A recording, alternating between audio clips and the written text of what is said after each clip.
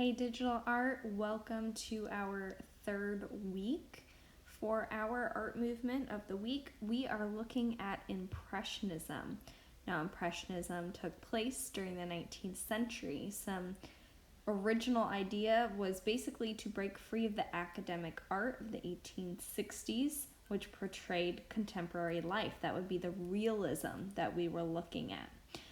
Instead, they were trying to do a lot of urban landscapes, sun-dappled scenes of leisure, a lot of views of the countryside and coast. And you'll notice that most of these have very light flickering brush strokes or dabs of bright or brilliant colors, and a lot of times the colors are unmixed. The overall idea is it's an impression, so it's not in super detail. Instead, it's like you caught a glimpse of something, and it's just that glimpse. So for the next few slides, we're going to look at some really important artists for this movement and try and take a look at the different characteristics. All right, the first piece that we are looking at is Impressionism Sunrise. This was done by Claude Monet in 1872. Now, Monet is pretty much the one who really influenced and started this art movement, just so you know. I have my pen ready here. Monet did really, really loose brush strokes, as you can see here. They're very just loose, a little choppy. And this is something he actually witnessed. So he was doing it really quickly, trying to capture that moment. This is a real harbor right here, Le Havre, and this was shown in 1874 at an independent art show.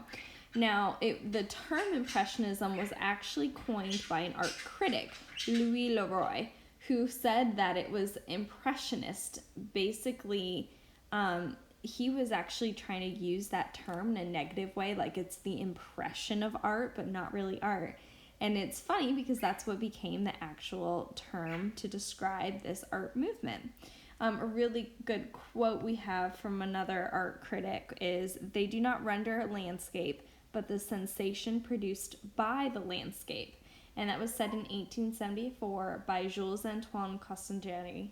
So, this is Claude Monet, and he's the one who really helped start the movement. So you can definitely see there's some unmixed colors in here. You can see the dabs. Think about that characteristics I said in the beginning. Artist number 2 is Edgar Degas, and this is Ballet Rehearsal, which he did in 1873. Now, Degas did a lot of dancers. I'm actually going to show you a few other ones from Degas because he is one of my favorites. Sorry, you're going to have to see him. No, he really liked to do dancers. That's what he primarily did. He also did sketches. You can actually see sketches in a lot of people's private collections, and there is a Degas at the Ringling as well. He considered himself actually to be a figure painter, not necessarily an impressionist painter, but he still used the impressionist idea because he liked to show people in movement. So this is real things happening. So I specifically wrote down some of the characteristics that are here. You can see the brush strokes are, again, very loose, and you can actually visually see the brush strokes, especially here on the floor. He used a lot of pastel colors and then pops of color, like in their sashes. The focus is, again, on a quick glance. It's not super detailed. Although he, I would say, is one of the more detailed painters of the Impressionist movement. All right, in the next slide, I'm going to show you some more of Degas' dancers. All right, so I'm not going to actually be providing any information off of this slide. I just wanted to show you how often Degas did dancers. And this is not all of his paintings. This is just, some more. I would say this one is my favorite just because I love the contrast of this mustard yellow and the turquoise there. And I do like this one as well. And then this one is my other favorite. I just like that it's a short man with a stick teaching teaching the dancers. But again, you can all tell that this is Impressionism. You see the brush strokes very easily. Nothing is super detailed. I think that this fits almost this number one here. It fits Impressionism, but it almost fits Post-Impressionism, which we'll look at next week. All right, Marie Cassatt. I always try to include a female artist if there is one, and we are looking at Marie Cassatt. This is a painting she did sometime between 1880 and 1882 called Young Woman Sewing in the Garden, and this is in Paris, France. All right, so Cassatt was actually heavily influenced by Degas, who we just looked at, who did the dancers. And she was also influenced later in her life by Renoir, who we're going to look at in the next slide. All right, so she is an American artist. She is one of the only popular American artists of this movement. And she did mostly scenes of women, well-off women, mostly her family members or friends doing what would be considered domestic tasks, like what this young lady is doing, which is sewing. So you can see that is what she's doing. Let me undo that marking. So again, it's really nice that we have a female artist to go ahead and look at as well. All right, so she does the figure. It's taking up the most of the space, but she gives a lot of the background space a really nice brush stroking. You can see in the back we have that same idea of loose brush strokes, but it's giving depth to this and also a nice contrast. The background is very rich in its coloring, whereas in the foreground, the young woman, she's very much pastels and pale colors. All right. Oh, yes, I should talk about that. She uses central intersection points in hers. So what that would mean is midway between the young woman's chin and her fingers. So you have her chin and her fingers here. You have kind of an intersection. So she is making sure everything is really graphically put in the right way. She's also creating visual lines, and let me show you the visual lines. You have her hands pointing up here and her eyes pointing down. She's creating an intersection right here for you to look at, and your eyes will naturally do that, just so you know.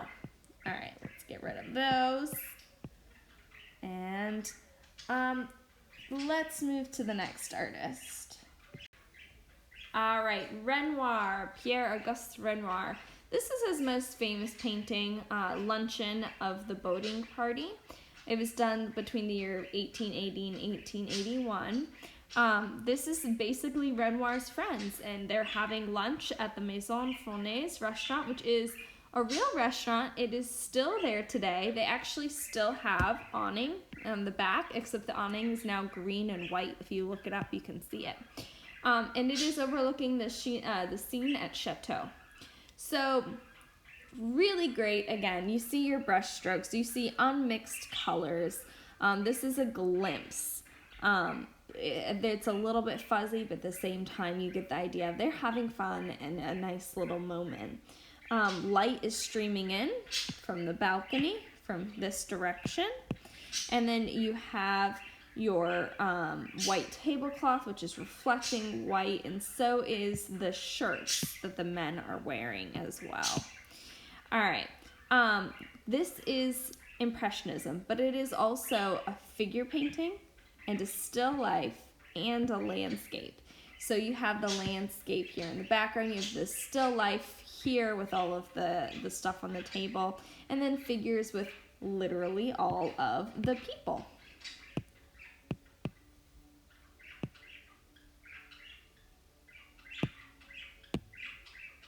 All right. And lastly, I'm going to show you on the next slide the details. There's actually more detail in this than you think. From far away, the faces look kind of put together. When we get them really close, you're going to see how they are broken down, which we're going to do in the next slide. All right, so here is a close-up of some of the faces from the painting. I personally just love his hat. I just like the straw work in his hat and how detailed it is. And you can see how the colors are just unmixed and those brush strokes work really well. Tell me which one of these maybe is your favorite. That'd be a great thing to tell me.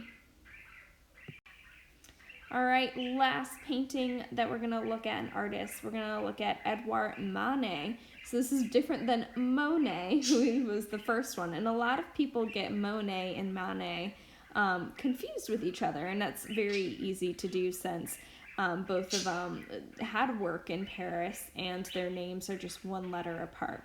So this is a bar at Folies-Bergère, and this was done in 1882.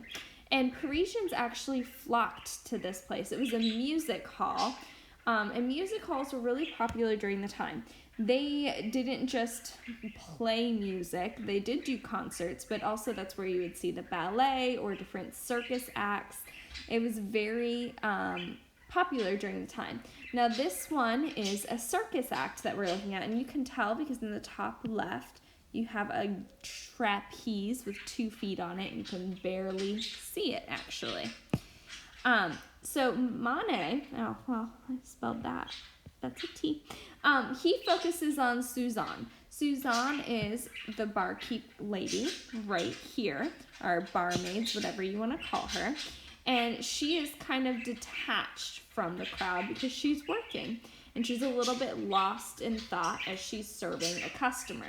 Now, we're looking at her, but we can still see everyone because there's a mirror behind her, which is why you see her back here and the customer she's helping right here, just so you know.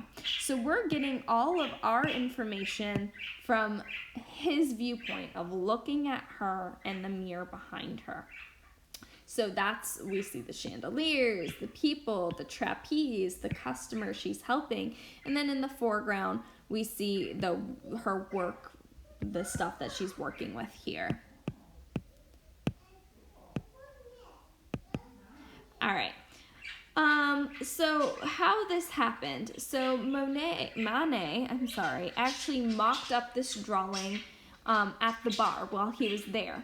And then he took it back to his studio and finished the painting, painting the background from memory. And that goes with the entire Impressionism idea, a glimpse. You're trying to get the moment, the memory of the moment, not the actual realistic, what it necessarily looked like. The reason I wanted to tell you why he did it this way is you can see that there's some inconsistencies in what is in the foreground here and what is in the mirror. For instance, this is not accurately portrayed in the mirror. Just something to keep in mind that I have always found interesting myself. All right, what are you doing this week? Well, this week I'm actually going to be asking, instead of doing 2 pieces, you just need to do 1. So pick 1 Impressionism piece to write about. Just 1. Remember, your sentences describe the art piece.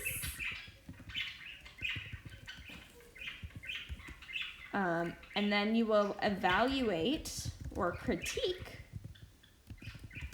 the art characteristics or elements of art.